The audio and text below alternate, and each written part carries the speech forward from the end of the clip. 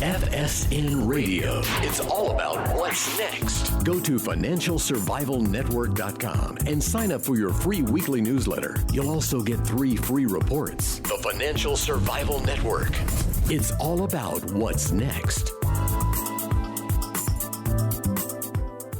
Welcome, and you are listening to the Financial Survival Network. I'm Kerry Lutz. It's 6/26/20. Well, starting out, we're going to have Rob Kirby on the show with us. But right now, I just want to play you something. So we want you to hear this. So listen up. I think it's important. This is one Gen Zer dares to speak out. I'm done with your BS. If I say all lives matter, I'm a racist. If I stand for my flag, I have to apologize for it. I'm not allowed to go to church, but I can burn churches to the ground. I'm not allowed to open my own business, but I can go loot and destroy other people's businesses. If I wear a badge, have a gun, and I'm dressed in blue, I'm a racist pig. But if I walk around destroying my city with bricks and masks, I'm considered a peaceful protester. I'm not allowed to peacefully protest the lockdown at my capital, but I can go destroy and graffiti my capital. I'm not allowed to go to the park to play t-ball with my family, but I can destroy the park. I'm not allowed to protect our historical monuments and history, but I can go tear them down and have them land on top of people. I'm not allowed to have an opinion on racial matters because I'm white, but if I don't have an opinion on it, I'm the reason why people are oppressed. I can go riot in the streets with the BLM, but if I go to a Trump rally, COVID-19 magically appears. Does anyone else not see the hypocrisy in all of this? I am done with your bullshit. All right. So, Rob, I'm glad to have you back on the show, and I'm really happy that you clued me into that. Of course, if you want to find Rob, it's kirbyanalytics.com. So what the heck is going on in this country here, Rob? Well, what's going on in the country, Kerry, is emblematic of really what's going on in our financial world. Everything's upside down, and nothing as it's presented to us or the official narratives don't gel with what's being observed on the ground. Mm-hmm. And we have dislocations in our markets. And we're seeing acute shortages in some areas, and we're seeing the pricing of some things that are in very short supply react as the way we would expect them to, as in they go up in price when there are severe shortages. And other things that are very vital to people's financial well-being, when they're in very short supply, the prices don't move. So that's kind of sort of where we're at. And in that vein, I could cite you a couple of very pertinent examples if you'd like me to share them with you. Yeah, please. You're our expert here. We've been following you, and you've been on this show for years. So please let us know your thoughts here. Okay. Well, I'm gonna contrast two physical markets against each other, both of which are experiencing dramatic shortages. I would even go as far to say historic shortages. The first one I'm going to cite is the market for PPE, which is personal protective equipment. And I have somebody who's very close to me who is in charge of procurement of PPE, specifically disposable gowns and disposable goggles for between 300 and 500 medical doctors who see patients on a daily basis. So procuring PPE for between 300 and 500 doctors obviously means you'd be purchasing these goods in bulk. And because it would be a requirement that fresh materials be worn between each patient that's seen. So in the case of disposable gowns, I was informed this past weekend that a disposable gown that in January was selling for 50 cents in bulk are now selling for $50 each. So the market for disposable gowns has gone up 100 times in price. The price for disposable goggles was $1 in January, and now they are $30 each. So that price has gone up 30 times. And now I want to contrast, the acute shortage in the PPE market to the acute shortage that has developed recently in the silver market. Physical silver, which means not a futures contract, but actual bars and coins and metal that you can actually hold in your hand. I happen to be very well acquainted with a dealer of precious metal in Canada, and he may very well be the biggest dealer in Canada. And if he isn't the biggest dealer, he's certainly in the top 2 or 3. And this person has a retail outlet where they sell physical metal. And they also have a wholesale division where they procure larger amounts and typically bigger unit sizes. Like instead of dealing in coins, they deal in larger bars, kilos, 100-ounce, 1,000-ounce silver bars. Well, what this individual was doing, because there's been such a shortage of retail product, this individual was purchasing, or was in the habit of purchasing 1,000-ounce silver bars and melting them down and recasting the silver in 10-ounce and 100-ounce bars, which are more suitable for the retail trade. So I was speaking with this individual on the phone a week ago, and they told me that they had phoned their traditional suppliers of 1,000-ounce silver bars the week before. So this is 2 weeks ago when this individual tried to procure 10 1,000-ounce silver bars and could not find them anywhere. And he called all the different outlets that he would normally procure them from. So the point to make here, Kerry, is that one of the biggest dealers in the country cannot access 10 1,000-ounce silver bars from anyone. And this is somebody with 30 years, 30 years in the trade. He's a dealer. Yeah. A major dealer of metal. That's insane. And cannot access 10,000 ounces of silver. So now let's now contrast the silver market to the PPE market, and let's try to figure out why the price of PPE goes up 30 or 100 times in 4 or 5 months. But silver, when it encounters the same kind of unavailability, the price of silver remains mired at $17. Well, ladies and gentlemen, the difference between the two markets is that silver has a derivatives complex overarching the supply. And so we have COMEX futures and we have LBMA futures for silver, where unlimited amounts of promises of silver are sold into the marketplace, distorting the price discovery mechanism of what should be a rising price for silver. And when one stops and thinks about this, Kerry, for silver to be suppressed the way it's being suppressed in light of the physical shortages that have developed, this can only be allowed to happen if we have complicity of the people who regulate. You see, there's groups that oversee the silver market, and like one of the groups is like the CFTC, the Commodity Futures Trading Commission in America. Very useful. They're totally useless. And the SEC group probably has a hand in making sure that markets operate efficiently and fairly as well.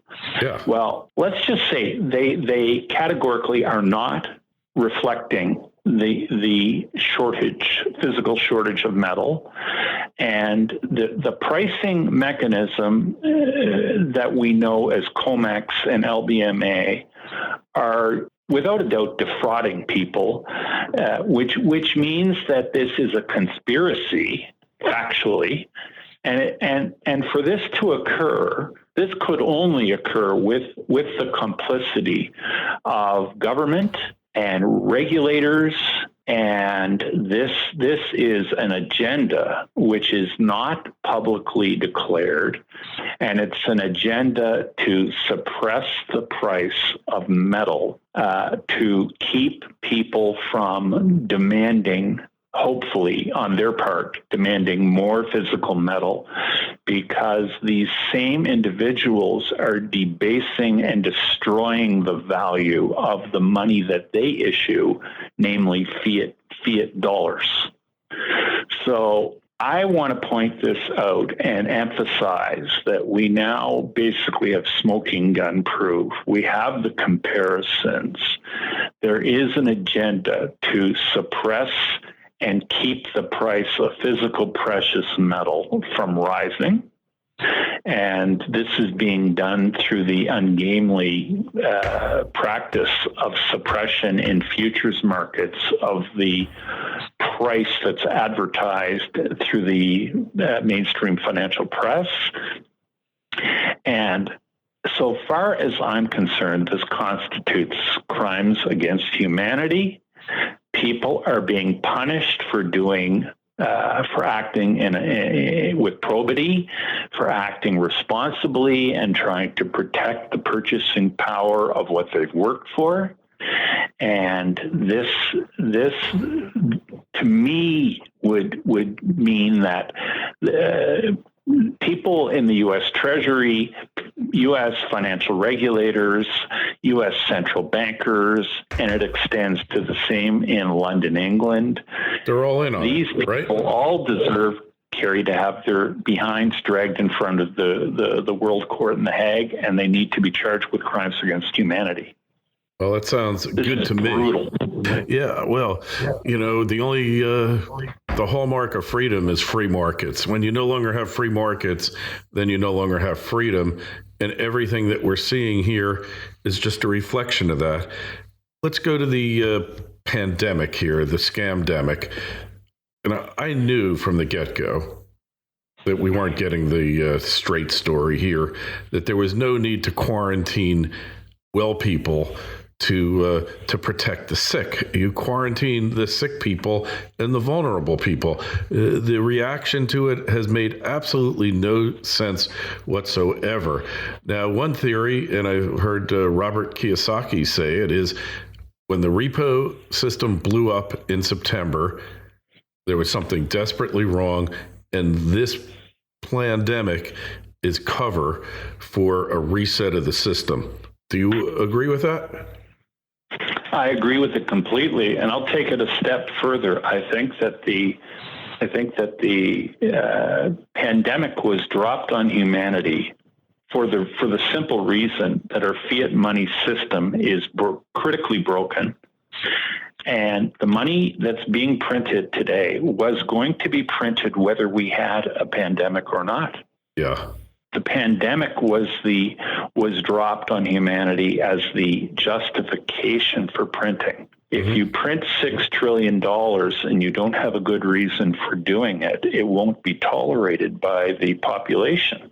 But you introduce a pandemic and you shutter the economy, and you have people sitting at home and they need money to buy food, and suddenly the creation of $6 trillion extra dollars is more than justified and welcomed by the population. Yeah. Isn't it funny how that works? And and this is a good thing somehow. All of these programs, everything the government's doing is a good thing. It's for our own benefit. And it just seems to me that that we've been totally scammed here. And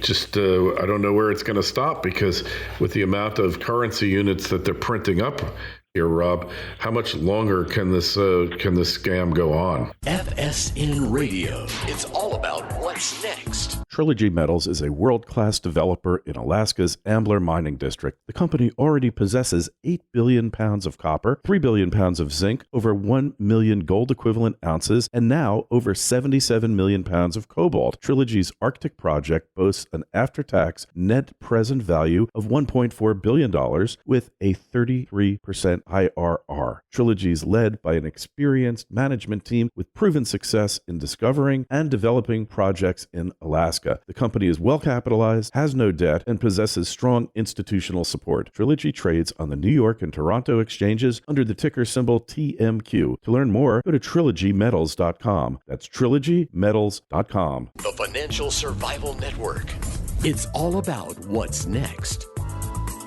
Well, it seems to me, as being illustrated by the rise in price in PPE, and the rise in price in PPE has been in response to a disruption in the supply chain. Kerry, I don't know about you, but I'm hearing that there are disruptions in the supply chain of food. Meat processing facilities have been closed on a more or less ad hoc basis at this point, but there's been numerous shutdowns at different points over the last few months. And my question is, what are we going to do going forward if there's shortages of food? And if there are shortages of, let's say, pharmaceuticals, because a lot of our pharmaceuticals come from China and that supply chain has been disrupted, what are we going to do if the price of penicillin goes up 50 or 100 times, Kerry? Yeah, good what question. What if a can of condensed soup costs 50 or 100 times what it currently does? Yeah. Yeah, I don't view this escalation in prices in PPE as being an isolated incident. There are other goods in our in the grand scheme of things in our overall supply chain that are whose supply have been equally infringed. So I look for a takeoff in prices coming to a store near you very soon, and we'll see how it plays out. But I would anticipate that this was going to spread. Mm-hmm. And I would anticipate, Kerry, that the amount of money the Federal Reserve has printed this year will be dwarfed by the amount of money that will need to be printed next year, because I do believe we're on a vertical growth curve for money. And if they don't continue printing at a vertical pace, the whole system will implode. Yeah, I think you are probably correct in that assessment here. So I guess you should try to buy gold and silver if you can find it. And some storable foods, not a bad idea either. Yeah, well, I've kind of been planning for this since the Great Recession, since the last financial blow up.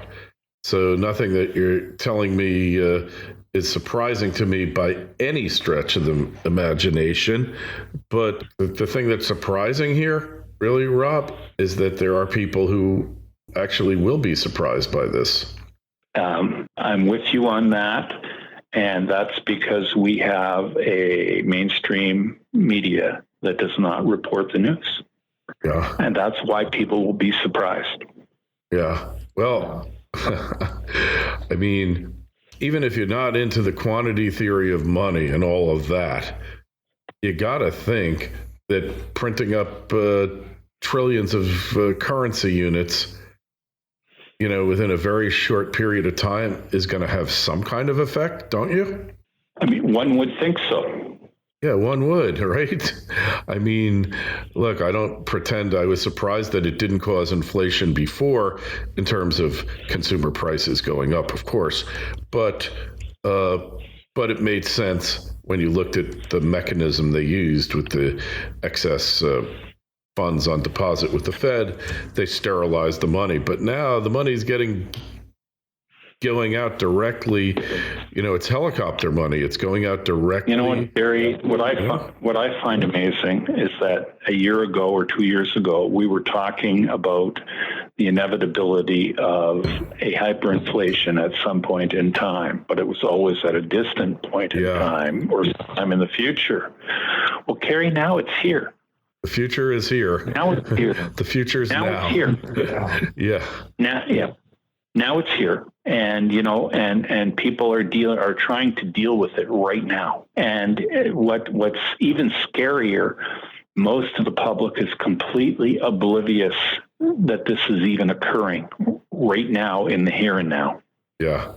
Well, and that's disgusting. You know what? I started for my kids' birthdays, anniversaries, grandchild birthday, Christmas. I just started giving them out silver rounds, and just said, make sure you hold on to this. It might come in very handy at some point, but do not lose these, and just keep them handy. And Kerry, I've been doing the same thing for 20 years. Yeah. Well, you got me beat there, but it just makes total sense. And at some point, the system is just not going to be able to sustain itself. I've created Lutz's first law of economics, which is that an unsustainable trend will continue on indefinitely until, or I should say, a trend will continue on indefinitely. An economic trend will continue on indefinitely until it becomes unsustainable at some point in the future, which is often unknowable. And here we are, man. The whole thing is unsustainable because what are they going to do next time? $200 trillion, a quadrillion dollars? What do they do? So going back to the repo meltdown that we had in September, that was a major tip-off to anybody who was watching that something was desperately wrong and stuff was going to start happening. Do you think a couple of banks or hedge funds or both failed at that point, and that's why we had that repo meltdown? I'm going to rephrase what you just said into maybe a slightly different question. And my question is, do you not think that we have had banks that have been acting as their ongoing healthy concerns when in fact they have been insolvent? And I like to refer to them as the walking dead. Zombie banks. Yeah, for sure. We have had zombie banks in existence in our marketplace now since the last financial crisis in 2008-9. Yes. That's my contention. And yes, they have been the walking wounded or the zombie banks for a very, very long time. But what is one to expect, Kerry, when you have the institutions in America that I like to refer to as the Magnificent Five? Namely, that would be Bank of America, Citibank, JP Morgan, Goldman Sachs, and Morgan Stanley, who in the last 10 years have all sported derivatives books over 50 trillion in notional at one time or the other. And there's some of them have dropped the amount of notional outstanding, I believe, down to 40 trillion, but some of them are still over 50. Namely JP Morgan and Bank of America, I believe, and Goldman Sachs is right up there too.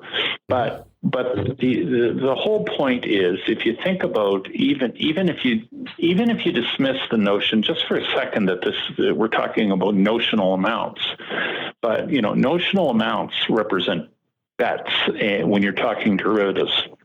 If you make $50 trillion worth of bets, if you're 1% wrong on a bet of 50 trillion, that's a lot of money. Like 1% of 50 trillion is $500 billion. Yeah. Mm-hmm. And my question to you is there a bank in America that has a $500 billion market capitalization? Perhaps JP Morgan might be. But let's just say Goldman Sachs and Morgan Stanley certainly don't have market capitalizations that large. So if they're 1% wrong on a $50 trillion bet, their capital's gone. Mm-hmm. Gone. Yeah. Okay. And, to be 1% wrong on a bet of 50 trillion, frankly, as a mere commoner who has a lifetime experience in brokerage of derivatives, I am shocked that not one bank has ever seemingly have gotten it wrong by 1%. Isn't that amazing? In the real world, when people make bets, people are wrong, apparently, sometimes. That's why. Let's go to Vegas. Let's go to Vegas. We should go to Vegas. You and I, Kerry, and we should see if we can run $50 trillion worth of bets in Vegas and never be wrong. Hey, that's why bookies have bookies, because even though the advantage is with them, right? Okay. But bookies get it wrong sometimes. Exactly. Too. Sometimes bookies lose. Yes. Sometimes they do. It's not very often, but sometimes they do. But we have 5 institutions that make the biggest bets in the world, and they've never got it wrong once. Yeah. Or so we'd be led to believe. Well, I guess they got some pretty smart people working for them there, huh? I guess they do. Oh, God. Yeah, well, I'm just trying to figure out JP Morgan's equity, but it's probably a couple $100 billion. That's what I would assume, because when I looked at it 10 years ago, it was around $120 billion, and that was after they've been recapitalized. $234 billion. That's the common stockholders' equity, and then there's another $26 billion in preferred stock, which is technically a liability, but they treat it as equity, right? So that's not a lot there. And so let's just hope they don't get it wrong on that $50 trillion book. Let's hope they don't get it wrong by 1%. Even if they're 0.5% off, they have no net worth. There's no way that you can be in derivatives. But that's okay. We know that JP Morgan never loses bets. It's impossible. Yeah. It can't happen, can it? No, can't happen. But there you go. And you know what? And we can have acute physical shortages in silver, Kerry, and the price never goes up. But if we have an acute shortage of disposable gowns, the price goes up 100 times. Yeah. And if we have an acute shortage, physical shortage of disposable goggles, the price goes up 30 times. But in silver, it appears that the more short there is a physical silver, the price actually goes lower in silver. Right. Isn't that funny how that works? Yeah. Funny how that works, isn't it? Anyway. Interesting. All right. I'm going to go round up my unicorns. All right. Well, you've given us a lot. They're playing in the backyard right now. You've given us a lot to chew over here, Rob. And we'd like to hear from you. What do you think of what Rob is saying? How much longer do you think the system is going to work? Why don't you email us, kl@kerrylutz.com, kl@kerrylutz.com. Leave a comment on the website or on the YouTube channel, and we'll answer it. Rob, it's always great to have you on. And you find Rob's work over at kirbyanalytics.com. And we will talk to you soon. But it's pretty amazing what's happening now, and that there's no way out of it. Hear, hear. Take care. Be well. FSN Radio. It's all about what's next. Go to financialsurvivalnetwork.com and sign up for your free weekly newsletter. You'll also get 3 free reports. The Financial Survival Network. It's all about what's next.